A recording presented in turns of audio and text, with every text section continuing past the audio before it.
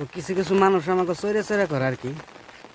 তো তাদেরও কই যে চর এলাকার মানুষে এই যে এইগুলা মাকই ক্ষেত করে কিন্তু লাখ লাখ টাকার বিজনেস করে। যারা হয়তো কোনোদিন চাকরিজীবীল মানে যারা চাকরি করে তারাও কি জানি হয়তো এইগুলা চৈরে মানুষের লাগে আর কি টাকা ইনকাম করে হারা হারবো না। তো চরের মধ্যে যে কি সুবিধা আর কি ইনকামটা, তো যারা চরে বসবাস করে তারাই কিন্তু বুঝে। তো চরের মধ্যে অনেক ধরনের ক্ষেত খোলা করা হয়, বুঝেন নাই, তো এক ধরনের ক্ষেত না। সো যত সবজির আবাদ, মাকই, পাট, ধান ক্ষেত, যত ধরনের ক্ষেত খোলা আছে সব ধরনের ক্ষেত খোলা কিন্তু পাওয়া যায়। তো চৈরা মানুষের জানে চরের সুবিধা। তো যারা নাকি কায়েমে বসবাস করে তারা চরের মর্ম কি বুঝবো। চরে যে কতটা সুবিধা যারা চরে থাকে তারাই জানে। দেখতে পাচ্ছেন কি সুন্দর মাকই হয়েছে, দেখেন কি সুন্দর গাছ। মাকইগুলা কিন্তু খুব সুন্দর হয়েছে আর কি।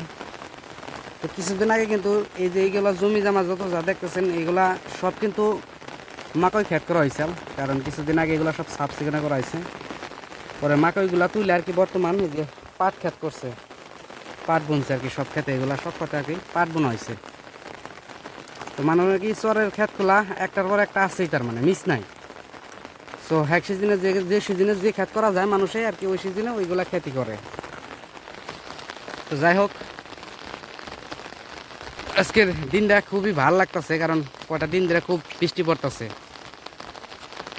নাই কয়টা দিন ধরে খুবই খারাপ দিন কাটতেছে আর কি।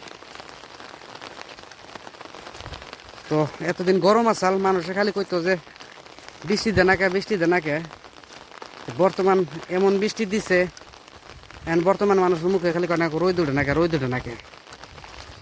দিনের অবস্থা খুবই খারাপ করে দিছে বর্তমান।